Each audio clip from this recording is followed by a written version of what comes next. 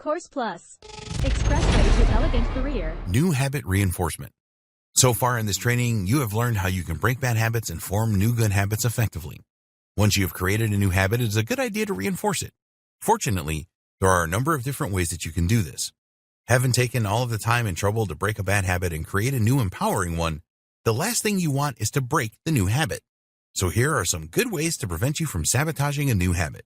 Use a physical interrupter. If this sounds crazy, then please stay with us. Before we get into how using a rubber band helps you to prevent the breaking of a new habit, we want to tell you that failing to perform a habit is something that people do all of the time. This can be something that they have done for years and a good habit. So if you always take a shower when you get up in the morning, but you have woken up late and only have time for a quick wash instead, then this is okay.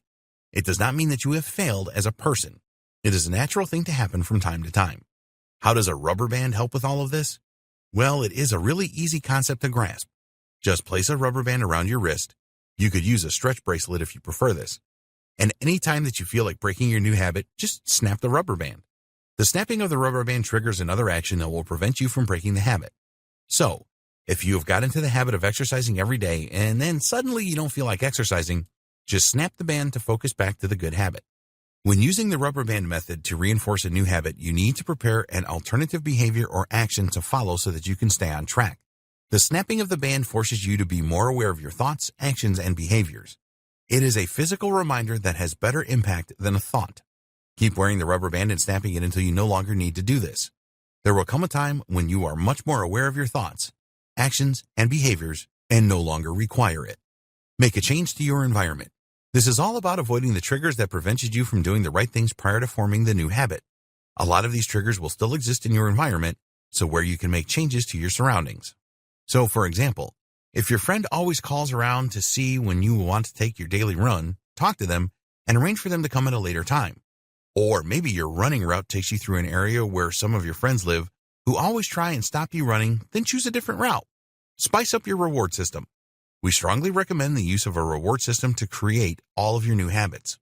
Over time, your reward system may lose its appeal and not motivate you as much as it used to. If this happens, then it is time for you to rethink your current reward system. So if a nice bubble bath was the reward for exercising every day for a week, and this does not excite you anymore, then come up with something new, such as a trip to the shops or an evening watching a movie with your family. Make a wager with someone. You can make a wager, a bet, with someone that you know and trust that you will stick to your new habit. The wager needs to be high enough so that it will really hurt you if you fail.